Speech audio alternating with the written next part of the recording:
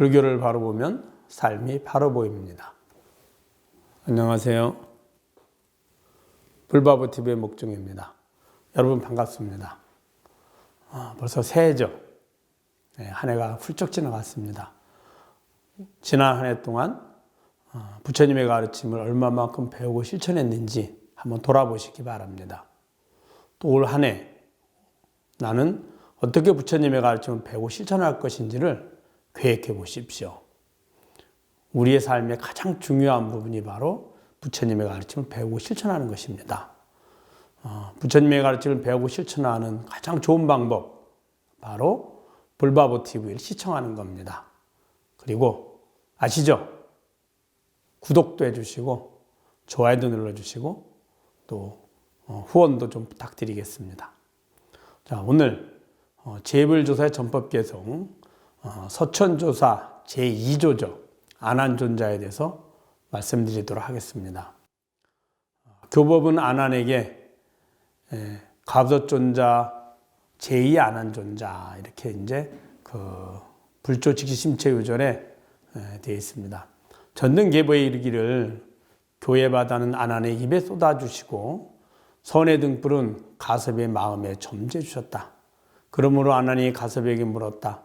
세존께서 금난가사를 전해준 것 외에 따로 무슨 법을 전하셨습니까? 가섭이 안한을 부르니 안한이 예 하고 대답하거늘 가섭이 말했다. 문 앞에 있는 찰간을 넘어뜨려라. 자, 많은 분들이 이 설화를 아실 겁니다. 교는 안한의 입에, 이 말은 교는 부처님의 가르침이고 그 부처님의 가르침을 안한존자의 입을 통해서 전해졌거든요. 그래서 우리가 여시아문 이렇게 말합니다. 제가 이와 같이 들었습니다. 그 아의 주인은 바로 안한존자를 말합니다. 그래서 입에 쏟아주셨다. 즉 배우고 익히고 기억한 것을 입을 통해서 표현했다. 이 말을 이야기한 겁니다. 자, 선은 가섭의 마음에 점재 주셨다. 선은 깨달음을 지향하는 것이고 깨달음이란 마음에 있거든요. 우리의 마음의 본성을 깨닫는 것이 바로 깨달음입니다. 선의 목적입니다. 그러니까 가섭의 마음에 주셨다. 그래서 이심전심 하신 거죠. 근데 부처님이 입적하시고 나서 가섭존자에게 법을 전해주고 그 증표로 금난가사를 전해주셨습니다. 그러자 이제 안한존자가 궁금했습니다. 부처님의 가르침을 가장 많이 듣고 가장 기억 잘하는 사람은 바로 안한존자거든요. 그래서 안한존자가 말씀하신 것처럼 부처님 법을 암송을 해서 지금까지 교법이 전해진 거잖아요. 물었습니다. 세존께서 금난가사 전해준 것 외에 따로 무슨 법을 전하셨습니까? 선법을 전했다 하니, 깨달음의 법을 전했다 하니 그 금난가사 말고 이건 증표고 무슨 법을 전해줬습니까? 라고 물은 겁니다. 그러자 가섭이 안한존자를 불렀습니다. 안한아! 이렇게 예! 하고 대답했겠죠? 그러자 문 앞에 있는 찰간을 넘어뜨려라 되어 있습니다. 이게 무슨 의미일까요? 자, 안한이 예! 하고 대답하자 가섭존자가 말하기를 문 앞에 있는 찰간을 넘어뜨려라 했습니다. 자, 찰간이 뭘까요? 찰간은 당간이라고도 합니다. 옛날에 이제 부처님께서 설법을 하실 때 높이 기둥을 세우고 거기다 깃발을 걸어 놓는 겁니다. 이곳에 부처님이 계십니다. 라는 것을 멀리서도 보고 올 수 있도록. 요즘 뭐 이제 여러분 아시지만 오래된 천년고찰에 가면 입구에 당간지주라는 걸 볼 수 있습니다. 큰 돌이 두 개가 이렇게 비석처럼 큰 돌이 두 개가 서 있죠. 가운데 이렇게 구멍이 있습니다. 거기에 왜 당간지주냐면 거기에다 큰 기둥을 세웁니다. 기둥도 이제 구멍을 뚫어서 나무 쐐기를 박아서 양쪽으로 기둥이 흔들리지 않도록 세우는 거죠. 그리고 기둥 꼭대기에 깃발을 걸어 놓거든요. 달아 놓습니다. 그걸 당간이라 합니다. 당간. 당은 깃발을 말하고 간은 기둥을 이야기한 겁니다. 지주란 그것을 고정시키는 돌이란 뜻이죠. 그래서 그렇게 한 이유는 요즘에 만약에 부처님께서 서울에 오셨다. 뭐 잠실 체육관에서 설법을 하신다면 어떻게 할까요? 우리는 제일 좋은 방법, 방송해야 하는 겁니다. 두 번째, 문자나 SNS를 통해서 계속 보내는 거죠.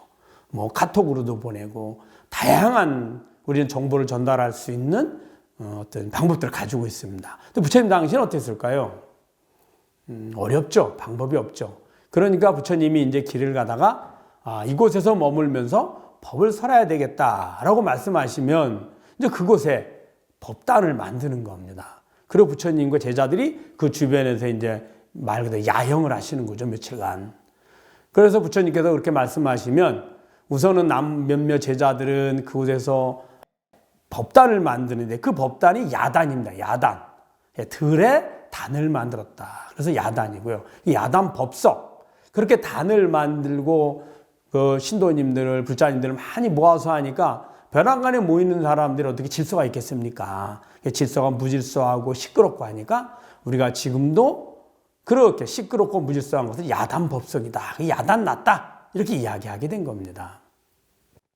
자, 그러면 이제 한편에서는 단을 만들고 법회 준비를 하고 한편에서는 제자들이 각 그 주변의 마을로 탁발을 갑니다.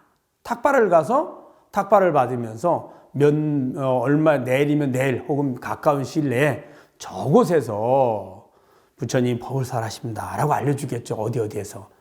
그런데 막상 어디에서라고 가르쳐주면 요즘 같으면 뭐 내비게이션도 있고 지도도 있고 하니 금세 올 수 있겠지만 좀 마을이 멀리 떨어졌으면 어떨까요? 그 장소를 찾기 쉽지 않았을 겁니다. 그래서 깃발을 달아놓은 겁니다. 인도는 평원지역이라서 깃발만 높이 하나 걸어놓으면 저 멀리서도 보이거든요. 근처에만 오면 저곳이 바로 부처님이 설법하시는 곳이구나 라고 알게 되죠. 그래서 그것을 찰간이라고 했습니다. 즉 사찰에 세운 기둥이라는 뜻이죠. 그래서 찰간. 근데 왜 문 앞에 있는 찰간을 넘어뜨리려 했을까요? 부처님이 계시는 곳은 항상 찰간이 있었던 겁니다. 즉 당간이 있었죠. 그 당간은 무엇을 의미할까요? 바로 부처님을 대신하는 겁니다. 찰간이 있으면 부처님이 있다라는 것이죠. 네. 옛날에는 성에도 성주의 깃발이 각자 다릅니다. 그래서 성주에 깃발을 걸어놓죠. 그러면 그 성주가 그 장수가 그곳에 있는구나 이렇게 알게 되는 것 같습니다. 근데 찰간을 넘어뜨리라는 말은 찰간은 부처님을 상징하고 그 부처님의 상징이라는 뜻이죠. 즉 우리들이 만들어낸 그 찰간은 부처님이야 라는 이미지인 겁니다. 상이죠. 찰간이 부처님은 아니에요. 그러나 찰간이 있으면 그곳에 부처님이 계시고 그 부처님은 부처님의 몸이 부처님도 아니고 부처님의 언어도 부처님이 아니에요. 바로 부처님 깨달으신 본성이죠. 그래서 가섭존자가 안한존자에게 문 앞에 있는 찰간을 넘어뜨려라 이 말은 도대체 부처라는 상, 깨달음이라는 상, 뭐 주었다느니 받았다느니 이러한 상들을 다 버려라 이렇게 한 겁니다. 다 버리고 나면 지금 안한존자가 가섭존자에게 물었습니다. 첫째, 부처님이 금난가사위에 무엇을 받으셨습니까? 라는 받았다는 법의 상이 있을 겁니다. 뭐 받았을 거야. 전에 받았으니까 가섭존자를 제2조로 1대 조사로 부처님께서 초조로 인정하셨을 거야. 하면 이렇게 했을 거잖아요. 그래서 그런 마음을 버리고 또 두 번째는 그것을 보고 듣고 하는 안한존자라는 나는 못 받았고 가섭존자는 받았어. 나는 안한이고 저분은 가섭 사형님이야 장로님이야 하는 그 상을 버리라는 거죠. 그럼 다 버리고 나면 뭐가 남을까요? 그렇게 보고 듣고 알고 있던 본성이 남죠.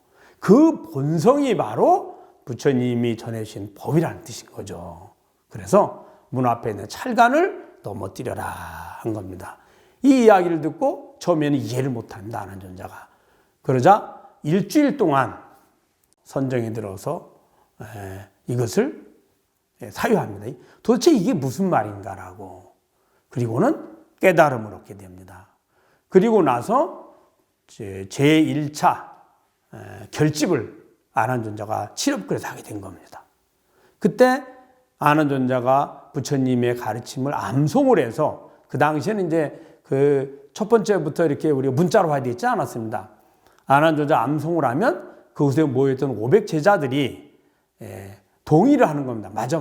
그때 그 장소에서 부처님께서 그 말씀을 하셨어. 이래가지고 아난존자 암송을 하면 거기에 있던 제자들이 추인을 해서 인정을 해서 그것이 첫 번째 1차 결집이 된 겁니다. 그 이야기를 이해하고 있습니다. 자, 그래서 이제 아난존자가 이제 깨달음을 얻었거든요. 그리고는 가섭존자로부터 법을 받았죠. 자, 그리고는 이제 아난존자가 다시 제3조인 상나화수존자에게 법을 전하게 됩니다. 자, 이제 내용에 보면 그렇습니다. 상나화수가 말전지와 함께 아난존자를 섬겼는데 말전지는 제자가 없었고 상나화수는 제자가 하나 있었으니 우박다라며 인도 나한종의 우두머리였다. 그때 아난이 법을 전하고 다음과 같이 읊었다. 본래 있음의 법을 전하지만 전한 뒤에는 없음의 법이라 하니라. 제각기 깨달았으니 깨달은 뒤에는 없음의 법도 없으리라 라고 했습니다. 이 개송은 직지심체요절에는 나오지 않습니다. 조당집에 나옵니다. 그래서 조당집에 있는 것을 여러분께 말씀드리는 겁니다. 자, 이제 아난존자가 제자를 2명 뒀는데 한 사람은 상나와수고 한 사람은 말전지였습니다. 근데 말전지는 제자가 없었고 상나와수에게는 우박다라는 제자가 있었는데 이 제자는 나한종의 우두머리다 되어 있습니다. 나한종이 뭘까요? 나한종은 벌거벗고 모든 것을 무소유라 그래서 벌거벗고 사는 수행자들의 무리를 이야기합니다. 니건타라고도 합니다. 니간타 혹은 니건타라고도 합니다. 그래서 그 자인화교를 말합니다. 현재로는 자인화교. 그 자인화교 그 신전에 이렇게 가보신 분은 알겠지만 거기에 나오는 그 신상들이 보면 이제 그분들 깨달음을 얻었다고 여겨지는 이제 그 부처님 불상처럼 모셨는데 다 뻘개벗고 있습니다. 온몸을 다 그냥 벗고 있죠. 나체로. 그래서 나체 수행자라고 하기도 하고 나한종 이렇게 번역을 한 것 같습니다. 그곳에 수행하는 우두머리였다는 거죠. 그래서 이제 아난존자가 상나화수존자에게 법을 전하게 됩니다. 이 전법개송이 본래 있음의 법을 전하지만 전한 뒤에는 없음의 법이라 하니라. 제각기 깨달으니 깨달은 뒤에는 없음의 법도 없으리라 되어 있습니다. 있음의 법을 전하지만 이게 무슨 말일까요? 법을 전하려고 하면 전하는 말과 전하는 행위가 있잖아요. 그러면 볼 때 들어보면 아, 법을 전하는구나. 전하는 법이 있구나라고 생각을 하죠. 만약에 그렇게 전하지 않으면 어떻게 저 사람이 법을 받았는지 알겠습니까? 그래서 있다고 여겨진다. 법을 전하는 행위가 있고 전하는 법이 있는 것처럼 전하지만 사실 그 내용은 전한 뒤에는 없음의 법이라 하느니라. 그 내용은 존재하는 모든 것이 실체하지 않은 본성에 비춰진 마음의 허상을 이야기했다는 거죠. 전하는 말과 전하는 행위와 전하는 의식이 있지만 실제 그 내용은 모든 것, 즉 법이 있다는 것, 법을 전한다는 것, 주고받는다는 것, 언어, 문자, 행위 이것들이 다 본성인 진여자생이 비춰진 마음의 환영이라는 것을 내용으로 한다는 거예요. 그것이 바로 전한 뒤에는 없음의 법이라 하니라 한 겁니다. 제각기 깨달으니 그 법의 내용을 듣고 각자 근기에 따라서 깨달음을 얻는다는 뜻입니다. 또 하나는 뭘까요? 제각기 깨달으니 이 말은 법을 받았든 혹은 법을 전하든 전함을 받든 안 받든 전혀 관계없이 누구라도 자신에게 있는 법을 깨닫는다는 겁니다. 즉 없음의 법은 본인에게 있는 거지 스승이 전해주는 것이 아니라는 뜻이에요. 그래서 제각기 깨닫는다는 겁니다. 제각기. 각자 자신에게 있는 법을 깨닫고 그러면 왜 법을 전할까요? 왜 전법계를 해서 대중이 보는 앞에서 법을 전할까요? 그 이유는 부처님이 열반하시고 가섭존자가 이제 초조, 1조 이제 조사 스님이 됐습니다.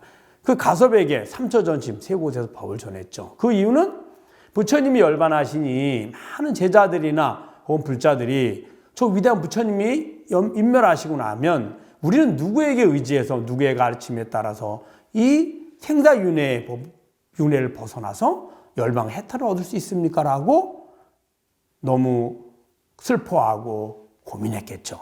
그래서 부처님이 내가 비록 열반하지만 이 가섭에게 의지하면 똑같다. 가섭에게 의지해서 법을 배우고 그리고 닦아나가라 라고 인정을 한 겁니다. 그럼 가섭존자도 또 이제 부처님이 법을 전해서 많은 대중들에게 그 많은 제자들에게 인정을 받아서 이제 법을 전해다가 가섭존자도 늙고 병들고 죽음이 오죠. 생로병사가. 그러니 입적을 하시면 그러면 그럼 누구에게 의지할 것인가? 라고 또 제자들이 많이 어려워하겠죠. 혼란스럽고. 그럴 때 안한존자에게 내 대신에 이제는 안한존자에게 의지해도 되느니라 라고 인정하는 겁니다. 법을 깨닫고 안 깨닫고는 전하는 것과는 무관합니다. 그것을 제각기 깨달으니 라고 한 겁니다. 깨달은 뒤에는 없음의 법도 없으리라. 그 없음의 법을 전해 선법 개성을 하고 법을 받고 의식을 하고 그리고 그 내용은 존재하는 모든 것이 자성에 비춰진 호상이다. 이런 것을 내용으로 알아서 깨달음을 얻고 나면 사실은 법 혹은 있다, 없다. 이 모든 것, 부처님이라든지 조사라든지 이런 모든 것이 다 또한 자성에 비춰진 자신의 본성, 즉 참나에 비춰진 호상이라는 뜻입니다. 깨달은 뒤에는 없다라니 있다라니 법이라니 법 아님도 없다는 거죠. 그래서 깨달은 뒤에는 없음의 법도 없으리라 라고 개송을 하신 겁니다. 자, 다시 한번 읽어볼까요? 본래 있음의 법을 전하지만 전한 뒤에는 없음의 법이라 하니라. 제각기 깨달으니 깨달은 뒤에는 없음의 법도 없으리라. 자, 여러분 잘 아셨죠? 이것이 제2조인 안한존자가 제3조인 상라화수존자에게 전한 전법개송입니다. 불교를 바라보면 삶이 바로 보입니다.